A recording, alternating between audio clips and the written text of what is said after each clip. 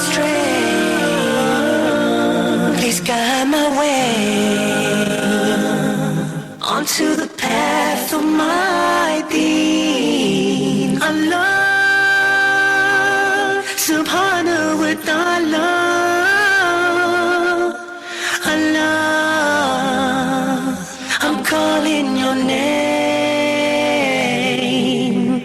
Oh Allah.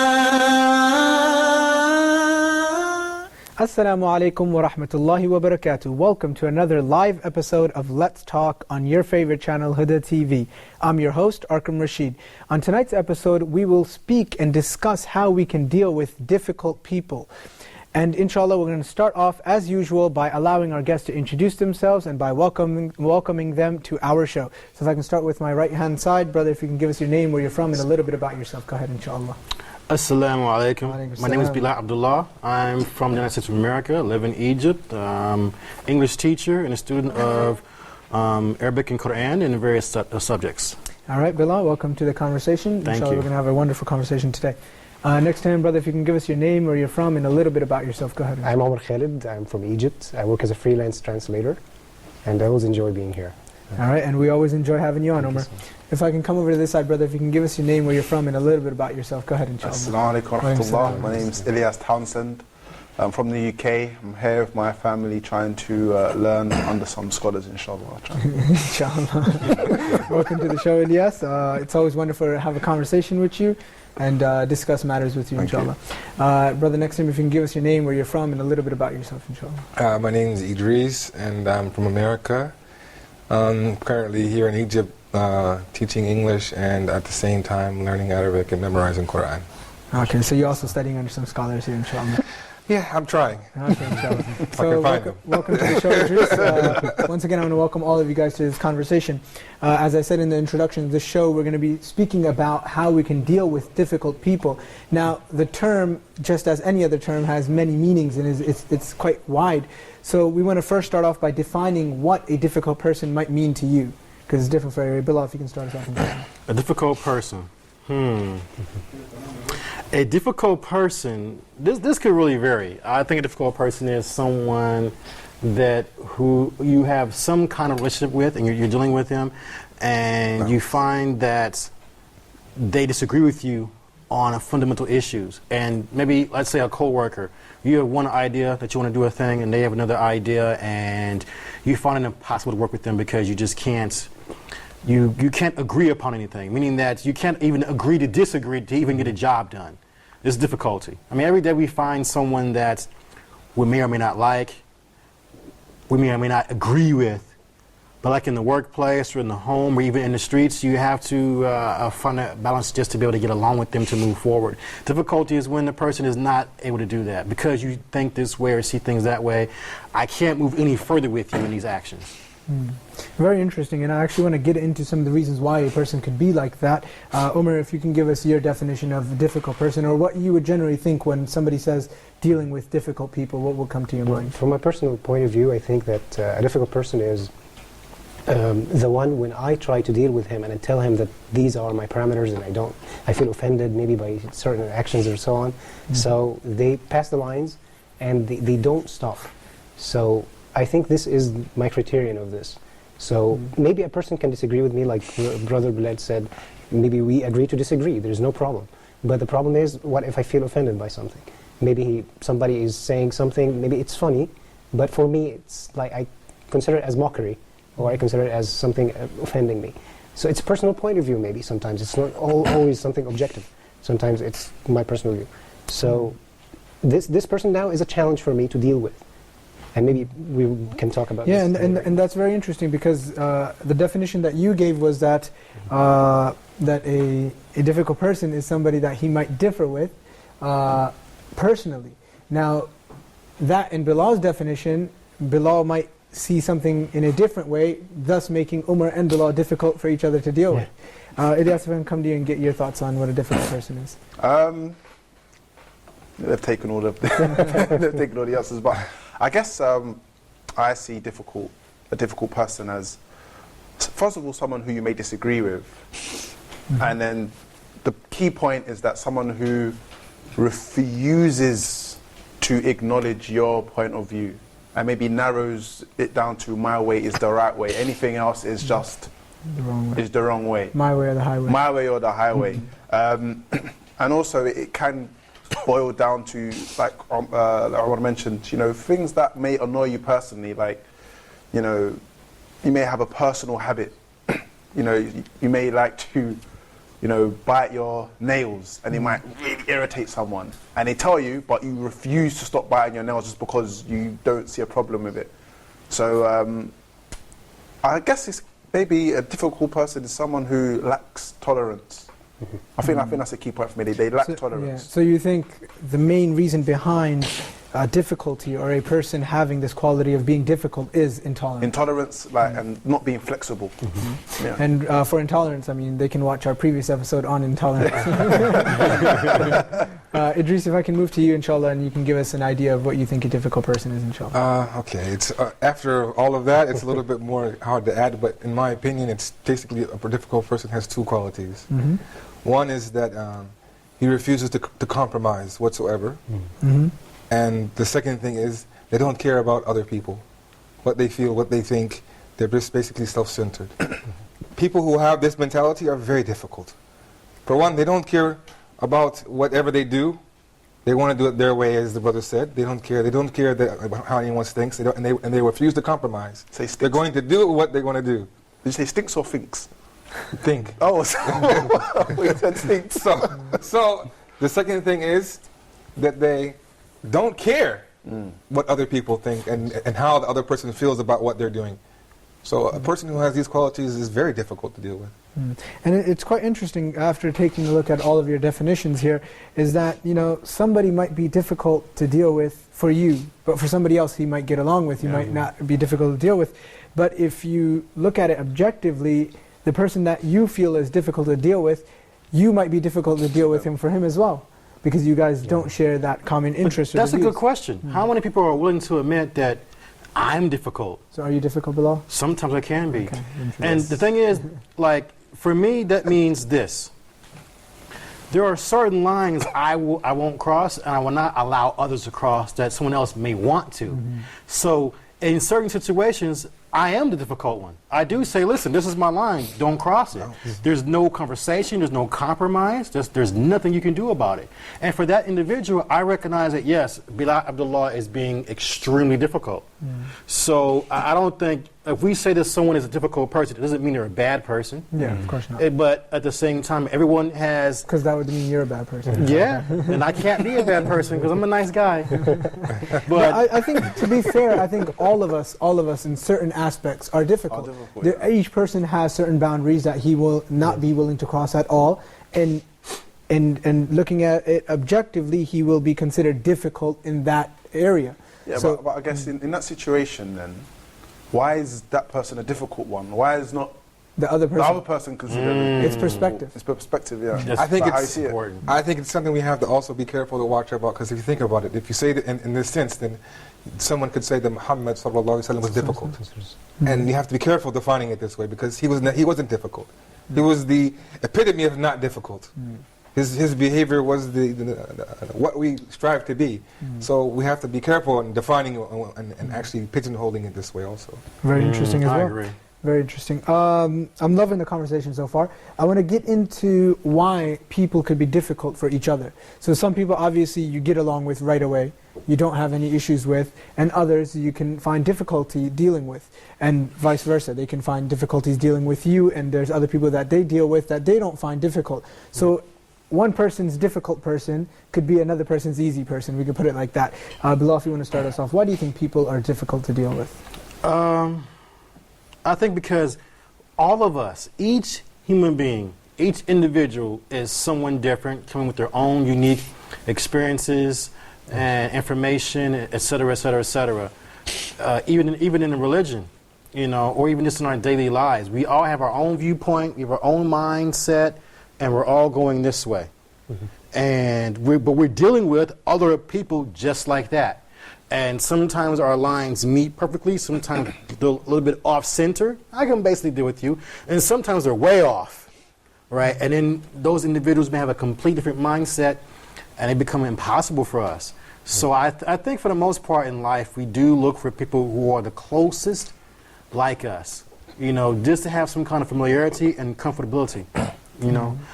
For me, I find those that for the most part share my religion and also share my beliefs in the religion. And that way, some individuals may call me narrow-minded. You're not open-minded enough. You can't accept everyone and everything. I'm honest. No, I don't accept everyone and everything. You know, I'm not a smorgasbord or a buffet for all ideas. And some people may not like that. And that's fine, you know, but everyone has to define the parameters for their life, you know, individually. And I mean, just to comment on some of your points that you made there, is that I think you're right. Some people have been through other experiences. They've faced different things in their life that, you know, develops them or molds them to be the person they currently are. And another thing is that I think that's why we have this concept in Islam of inni uhibbuka fillah, that you might not find anything similar with this person. He might be difficult for you, or, you know, whatever the case may be. You might not like his ideas, you might not like his personality, you might not like his thoughts, or what. You have no similarities with him whatsoever, but you love him for the sake of Allah, and he's your Muslim brother for the sake of Allah. You have nothing in common. You love him for no other reason except because that he follows the same religion as you, and that he believes in the same God as you. And that's a beautiful concept that Allah subhanahu wa ta'ala has told us through His Prophet sallallahu alaihi wasallam to apply in our lives. Umar, if we can get your thoughts on this. Well, I guess it's not so far from the point that Brother Bilal said. I guess we become difficult, or some people become difficult because of stereotypes. Maybe because of the media, because of maybe an idea that I have at the back of my head that this nationality, or these citizens of a certain country, I think that they are difficult. I'm not going to deal with them. I'm not going to maybe get closer to them because I know certain attributes, maybe 1, 2, 3, some bad things about them. And I get maybe not only nationality, maybe a race, maybe even an appearance. Maybe I see somebody who's not wearing the same style that I like, maybe, and we do this sometimes, even subconsciously. We say maybe it's not appropriate to wear like this. Being judgmental. Yeah. And I saw sometimes personally some of things that are disproving these stereotypes for me. I had stereotypes myself. For instance, maybe in a point or so, if I'm taking a course or something, I see maybe a person who's wearing some fancy stuff and so on, and I find him in the mosque with me praying, and maybe you wouldn't even expect that this person is praying. So maybe this is one of the things that I can maybe deal with people on a personal level, not only the appearance, because sometimes, all the time, Allah knows what's inside the heart, but we generalize and say. Yeah, don't prejudge people by their appearance. Yeah, I agree with that totally. Don't judge a book by its cover. And like the Prophet ﷺ said, "At-taqwa ha-huna, at-taqwa ha-huna, at-taqwa ha-huna," that the taqwa is in a person's heart, and that it's, that's basically not to judge a person by its cover. He might have other issues that are different from you, but only Allah knows what's inside of his heart. Ilyas, if we can come over to you and get some of your thoughts as well, inshallah. I guess it's similar to us. It's going to sound quite repetitive. But I think it just comes down to the fact that we are all individuals. You could have siblings, two brothers that grew up with the same parents, but they may find each other difficult. Are you saying your brother is difficult to deal with? Yes. Yes. Is he older than you? Yes. So he probably beats you up a lot. No. Anyway, so I think that's what it is. I think it just comes down to we see life different. I mean, I was inclined to say, first and foremost, we differ because we come from a specific culture. So, for example, I'm from the UK, etc. I come to Egypt and I do find some people difficult. Sometimes it's just only some. Well, yeah. Okay, a bit more than some, but I won't comment on that. Okay. No, feel free to comment. but the difference is because my culture growing up is a lot different. So I do find sometimes the adjustment period difficult. But once you get used to things and how things run, then you can make that adjustment. But then, like I said, people who grow up in the same family, in the same environment, in the same area, but then at the same time, maybe they're at each other's throats, maybe they're fighting, etc. So I just think it comes down to the fact that even though we are products of our environment, I think it's just, Allah created us as individuals. No one thinks exactly the same. And so, again, I just think it goes back to the point of maybe we differ because we're intolerant or tolerant in certain issues. You have some people that will only be around other people that have the same economic bracket as them, spend the same amount of money. Whereas you might have someone that doesn't really care about money, but maybe they're only going to be around people that speak the same language or have the same slang or what have you. So I think those parameters are important. I think it's in you get some people who it's always on their phone. Always on their phone. Their phone's always on. Sometimes the wives complain, my husband's always on his phone, and he just refuses to, he refuses to compromise. He's so intolerant. So I don't know what you think about it, Idris. We're going to get Idris in a second. We want to get Idris's thoughts on this as well to allow him to join the conversation. Okay. After all that, of course, being in this spot is getting the end of it. I have a different perspective on it, really. And my idea is really, what we call difficult isn't difficult. We just label it as difficult. And the problem is that we don't know how to deal with it and how to handle it and judge it, because we don't look at our actions as regards to the Prophet Muhammad sallallahu alaihi wasallam. Because what we label as difficult, the Deen will tell you isn't difficult. If you have the right, it's all about perspective. So I think a lot of times most people don't have, there is an idea of difficulty. I'm not saying there isn't. But I think most of us in the world, what we consider and what we say is difficult really isn't difficult. It's just that we don't have the right manhaj to deal with it and understand that it's not difficult. Because Muhammad sallallahu alaihi wasallam, he wouldn't say something was difficult. How often did you hear him or read him say something was difficult?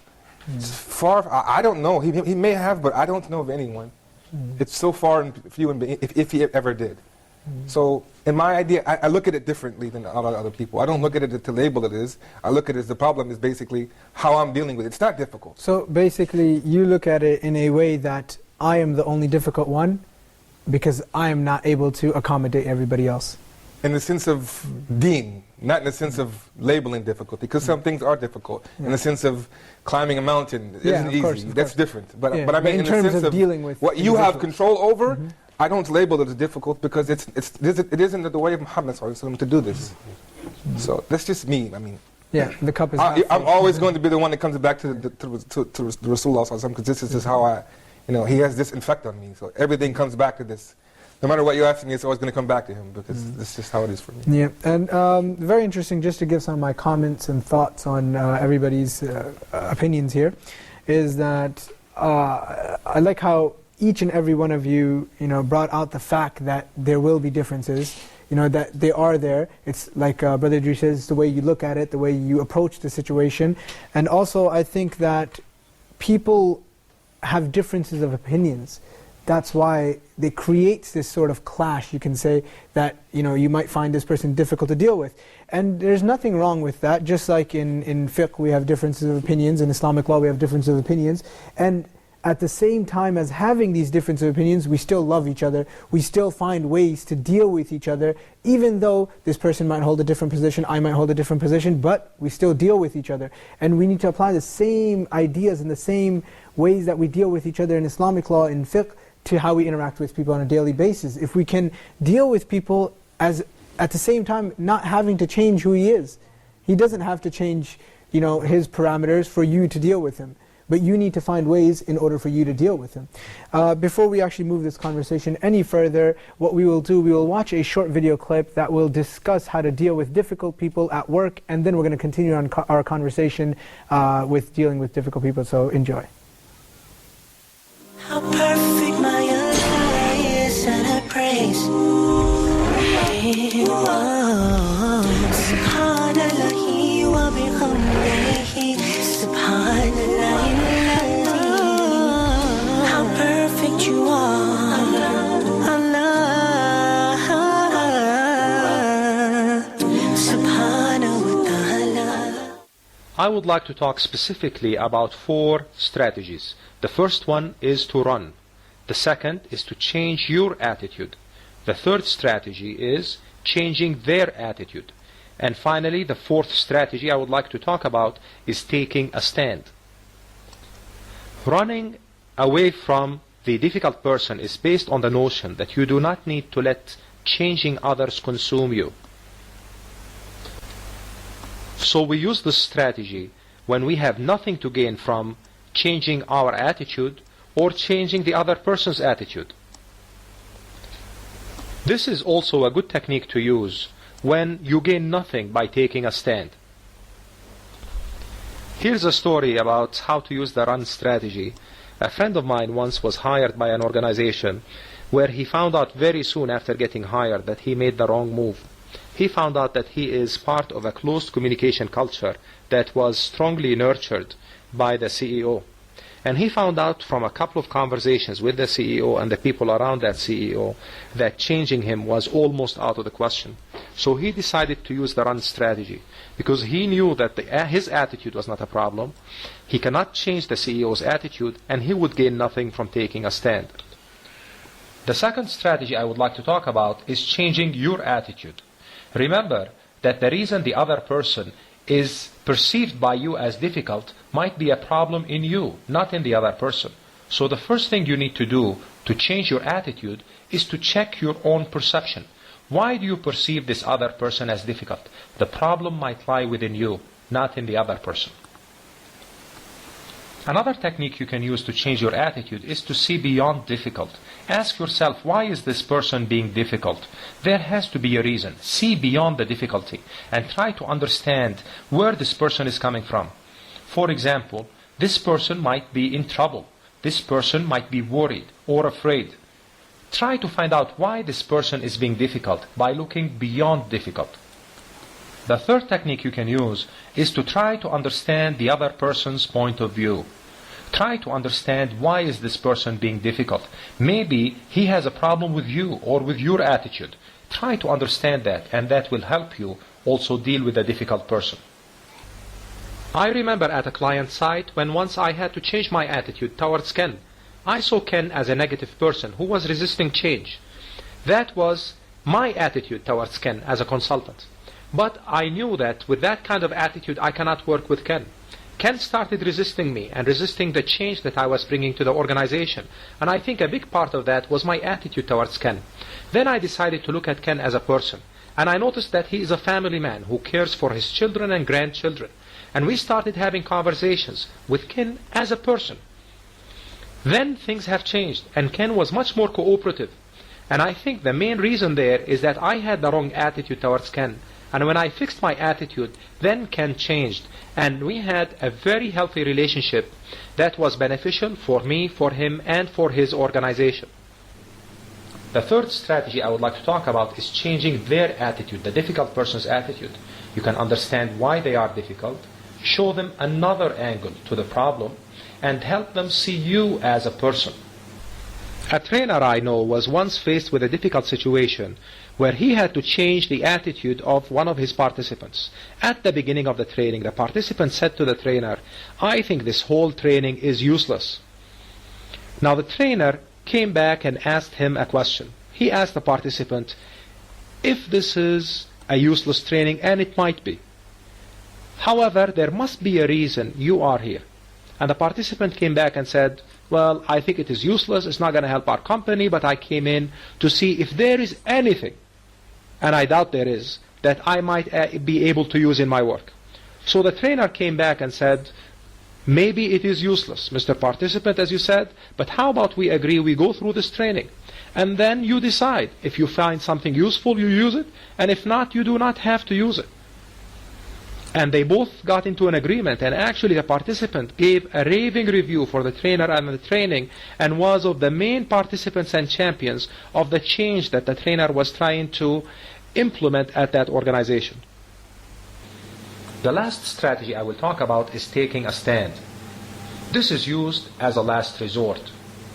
We use it when your attitude is not the problem, when you cannot change their attitude even though you have tried, when it goes beyond attitude to actually hurtful actions from the other person, and when running is too costly. In reality, not subjectively. To take a stand, first I have to understand my options. Then I have to develop a strategy on how to deal with the situation. Then I have to confront and collaborate. This is the good guy approach, but also use the or else, or what I call the bad guy approach, using threats if necessary. Finally, take action to remedy the situation, and confront and collaborate again if needed. Remember, what you need to do is to persevere and not give up on solving the problem when you take a stand. Allah subhanahu wa ta'ala,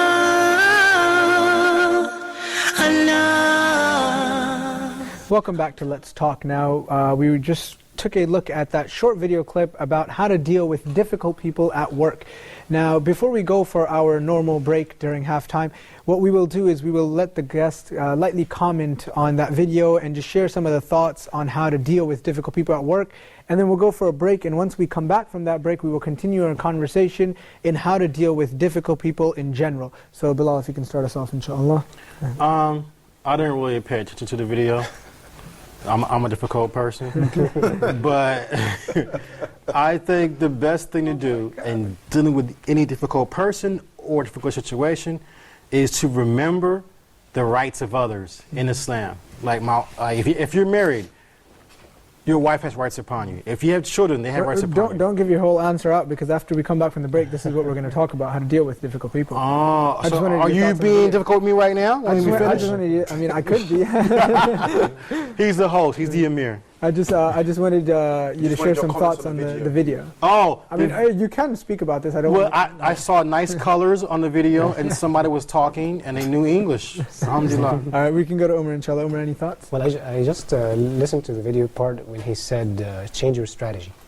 Because sometimes you try make a mixture between two things, our tactics and our strategy. Maybe something long term, something short term. I want to have a good relationship with a certain person in my work or any place, but I deal with him in a certain way and he doesn't respond. So I think, okay, now I will give up. He's not a good person. But maybe I'm doing it in a way that he's not going to be responsive by this way that I'm telling him, even if it is good. Maybe everyone thinks in a different way. I think in an analytical way. Another one thinks in an emotional way. Because, so I can deal with him analytically and say, we did this and this and this, and you have to stop all of these bad things you do to me, and he's not going to be convinced. But maybe I will reach out to him and deal with him in a very good way, and never even mention the bad things, and he's going to change. So I see different personalities. Yeah, and that goes back to approaching each person as an individual and trying to understand how you can deal with that person particularly. If we can come over here, Ilyas, if you can share some of your thoughts on the video, inshallah. One of the points in the video was change your attitude. And I think it's a very important point because we need to look at difficult people maybe through a different lens.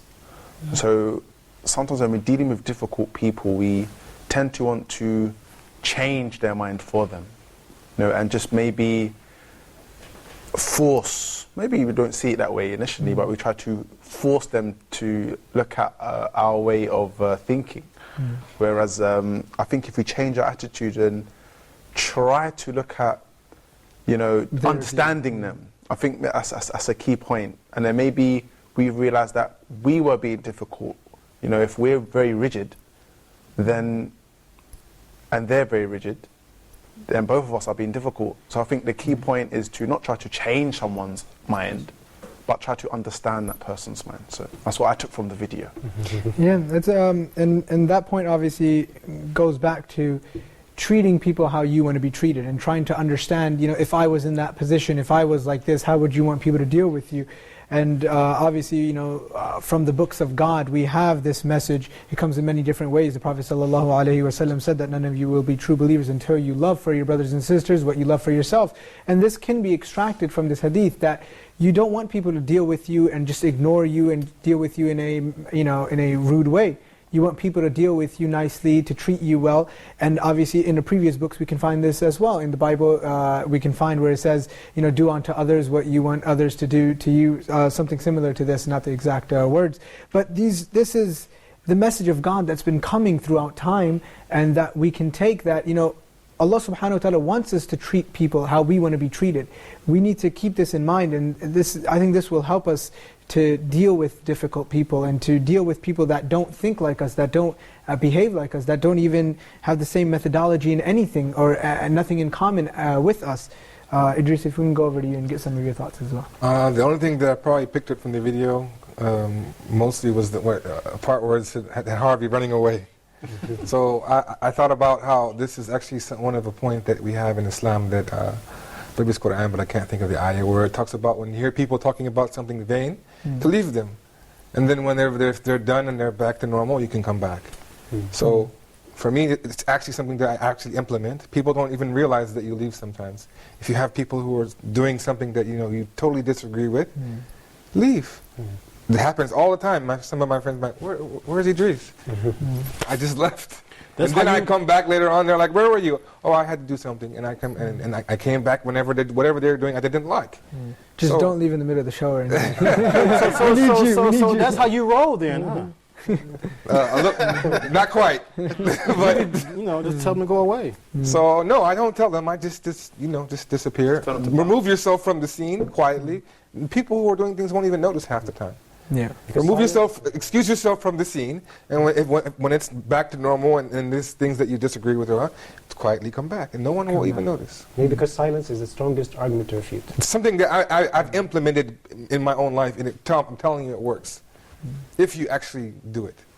That's quite interesting. I mean, that's why we have all of you guys on here, to share different opinions, to share different views, to get different experiences from each and every one of you guys. What we're going to do now is go for a short break, and as soon as we come back from that break, we will continue our conversation, and we will begin speaking about how we can start dealing with these difficult people, or what we consider difficult people. So stay tuned. How perfect my Allah is, and I praise. Subhanallahi wa bihamdihi, Subhanallah, how perfect you are, Allah, Subhanahu wa ta'ala. TV commercials motivate viewers into immediate action and to sway consumer loyalty from one brand or service to the other. That's why we're here for you, to help you sell your products and services by using creative ideas that bring life into your own TV commercial. Advertise your business and branded products and services on Huda TV. We will offer you fast-paced and energetic 30-second affordable TV spots. Advertise on Huda TV, acquire fresh customers, and stay within your budget. For more info or to receive a quote, please send your inquiries to advert@Huda TV. Huda TV. Allah, Subhanahu wa ta'ala, Allah. Welcome back to Let's Talk. Now, before we took that short break, we were discussing how to deal with difficult people. Now, continuing our conversation, we want to get into how we can actually deal with them, because we already established the fact that people have different opinions, people think differently, and we established the fact that sometimes we need to change our approach in ways that we deal with people. Now we want to get into, what if you work with somebody who is difficult to deal with, or you have a family member that you see on a daily basis that might be difficult to deal with? How do you interact with these people? Bilal, inshallah, you can start us off.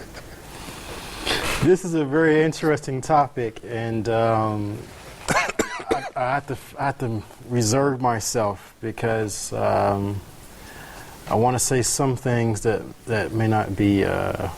I'll say this. The point I was making before the break was that one thing that we have to always remember, no matter where we go and who we're dealing with, Muslim, Kafir, black, white, young, old, rich, poor, under your authority or above you in authority, etc., etc., etc., have to remember two things. One, everyone's rights. You just say you remember one thing.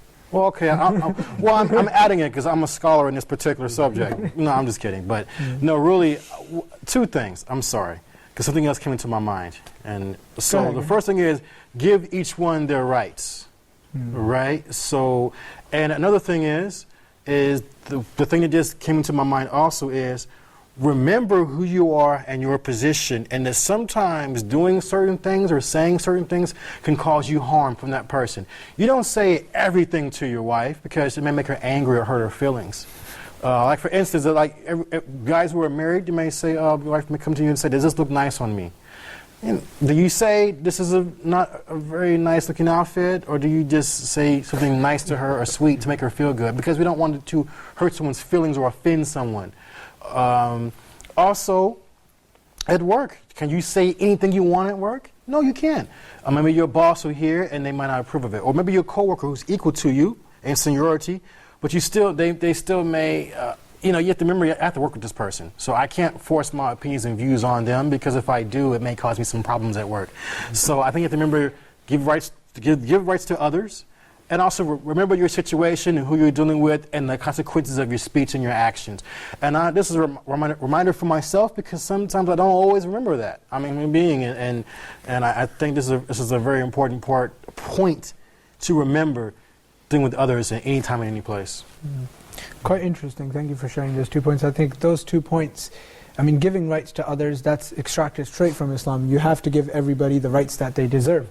And obviously you have to see the situation that you are in. Not each person that you deal with is the same exact situation. When you deal with your parents, it's different from when you deal with your child. So I think you should also see the situation that you're in. Umar, I can go to you, inshallah. And I just wanted to focus on the way of criticism. Maybe I want to criticize somebody because he's doing something bad or he's difficult, but maybe the way is not appropriate. I will give an example that it was a parable.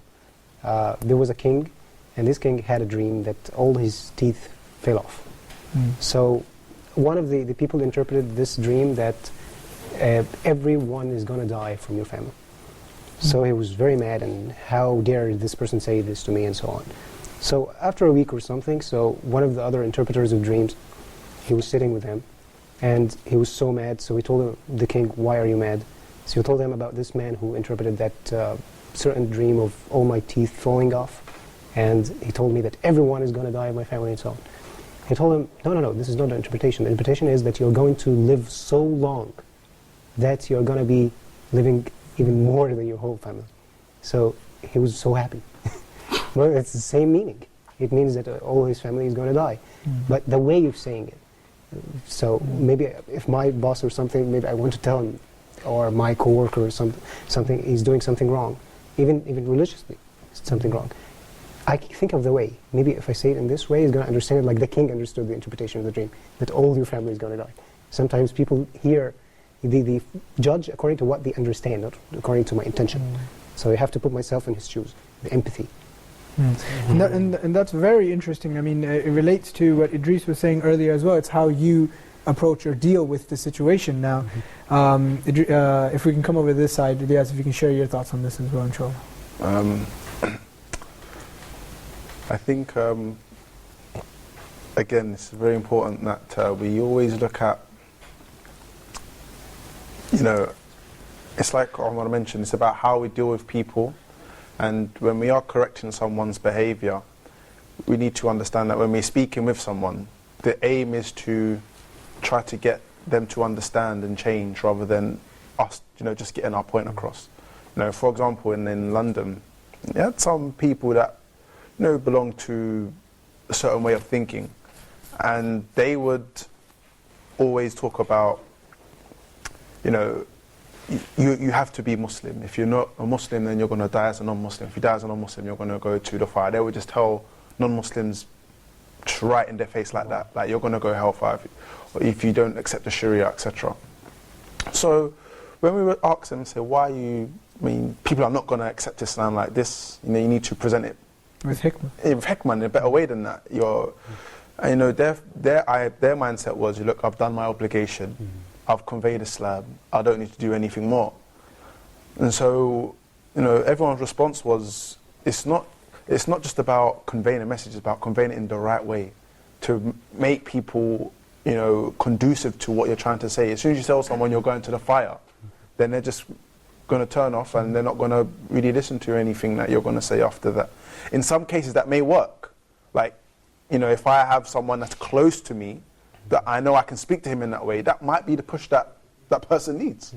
You know, I know that when I became a Muslim, that was what actually drove me. You know, if you don't do what you're supposed to do, you're going to go to fight, you're going to go to the hellfire. But if someone that I didn't know came and told me that, you know, then it would be completely different. So I think that we really need to look at the approach, and when we're advising someone or trying to change someone's behavior, that's the aim, to try to change their behavior, not just to tell them what our point of view is. And sometimes we don't make that distinction, and you know, the way we come across can be very harsh, it can be very narrow-minded. So I really, for me, it's all about the approach, how we speak with people, how we want people to accept our ideas. And you know, I don't have anything else to add, really. And your point is very interesting, because if you look in the Quran, and when Allah subhanahu wa ta'ala tells and narrates the stories of different prophets and how they preach to the people, it's always by reminding them of the blessings of God. Yeah. It's always by reminding them of what God has bestowed upon them, and what Allah subhanahu wa ta'ala has been giving them for years and years without them worshipping Allah subhanahu wa ta'ala. So it's always reminding them of the blessings that God has given them. Idris, if we can go to you and inshallah get some of your thoughts as well. Okay, as always, getting the short end of the stick of it after, I mean, I have to agree that, you know, it's all about understanding other people's right, as Bilal said. It's all about your method, and as they were saying, how you deliver it. This is hikmah. And to add to this, I would just say that to know this wisdom of how, to know others people's rights, then learn from the best teacher, as I always say, as there is to learn from. Learn from Muhammad sallallahu alaihi wasallam. If you know him, you studied his life, you will learn how to deal with these situations in the best of ways, unlike any other way. So, I know we are talking about concepts, but how do you get these concepts? How do I learn them for people? A practical step for people who are watching is to go and study the seerah. See what he went through. I mean, look at the stories about how the Bedouin came and grabbed him by his collar and jerked him so hard that it left a mark on him. And what did he do? He smiled at him and told him, the Bedouin said, give me my rights, give me what Allah gave you of my right. He turned to him and he smiled and said, give him. I mean, look at his character, look how he dealt with things. Look how he dealt with things that we consider difficult, which all of us have probably dealt with, but we didn't look in the light of how Muhammad dealt with it. If you deal with it this way, you believe me, you will find this satisfaction in your heart that you've never felt before. So that's my contribution, is to take what they said and learn how to do it through Muhammad. And I do think it's very important for us to start anything with the life of the Prophet ﷺ. Study his life, see how he dealt with people, see how he interacted with people, and you can find that the Prophet ﷺ was one of the most easygoing people you can ever meet. You know, there's the hadith when the person came and he started using the bathroom in the masjid. You know, this is the most sacred place for Muslims, the masjid. And this person comes and starts using the bathroom in the masjid. Could you imagine somebody comes in with shoes in the masjid, you just go all off? So this person came, started using the bathroom. What did Prophet ﷺ say? He handled the situation with wisdom. He said, you leave him. Why? Not only because it would be rude, not only because he might move away from Islam, but look at the wisdom behind it. If somebody went and pulled him or stopped him, it would go everywhere. He's using the bathroom in the corner. It's not like he's going to stop using the bathroom right when you say, hey, he'll turn around and be like, what? Right? So, but look at the wisdom that the Prophet ﷺ used. And the people around him, they got up to stop him. The Prophet said, Da'hu, leave him, let him be, let him finish. And then, after that, explain to him with mercy, with kindness. And he didn't even make him clean it up himself. You know, it's just beautiful if you read the life of the Prophet. Exactly. If you read the ahadith, how he dealt with people, it's extremely beautiful. There's nothing to describe it, subhanAllah. What I want to get into now is that obviously we deal with difficult people on a daily basis, but there can be people that you deal with and you try your best. And you try to implement what the Prophet ﷺ has taught you. However, sometimes your mood might change. This person might throw your mood off from early morning. Say you go to work, your co-workers, they ruin your mood. How can we deal with this situation? How can we not allow a person to change our mood, our feelings? Bilal, if you can start us on, inshallah. Well, I think I defer to my my good friend All here. right, we'll start with Omar, and then we'll come back to you if you gather your thoughts in a bit. Yeah. Omar, go ahead. So how can I prevent somebody from making Changing my- your mood, changing... Well, I remember a saying which says that, of course I'm not saying that difficult people are enemies, but a quote which says that it's hard for you to defeat an enemy who has outposts in your head. So if I really don't like this person, if he's difficult and he's always ruining my day, so I shouldn't make this implementation easy for him. I should think about it, okay, as a challenge. And it can be a very positive challenge for me, not to make him ruin this by my mentality. I'm not going to allow this to happen. By how? By what are the ways? According to the situation that I'm in. If it's work, maybe I have to work with him in the same office. What if I can go away from this office and sit in another place? If there's an alternative, okay, I go for it. If there is no alternative, okay, I don't talk to him except if it's necessary. Or maybe something according to work. And if he jokes or does anything to me to harm my mood, I just stop it. Please don't talk further. To be maybe serious and to show myself that, okay, because I showed my maybe courtesy and I was kind to him and so on, but he's not being good to me, okay, I'm going to be serious. Not mean, but I'm going to have a straight face and not going to allow him to ruin my day. So Very interesting. I would get to this side, but unfortunately we're out of time. The discussion was wonderful. We got so many points across. We got so many points of views. And just one thing I want to leave the viewers off with is what Brother Idris has told us and advised us, that we should start off by reading the life of the Prophet ﷺ and trying to understand ideas and lessons from the life of the Prophet ﷺ and from his sayings. And with that being said, may Allah subhanahu wa ta'ala bless us all. Assalamu alaikum wa rahmatullahi wa barakatuh. How perfect my Allah is, and I praise Him. Subhanallah wa bihamdihi, Subhanallah. How perfect you are, Allah.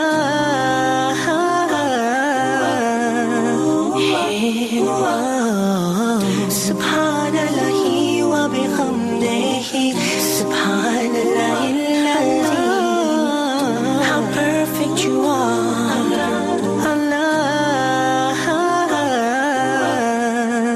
Subhanahu wa ta'ala, Allah,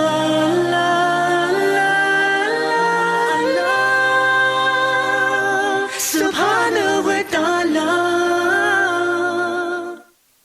Allah, Allah. I'm calling your name, Allah. I call you, I need you, Allahu Akbar, Allah. Your mercy is great.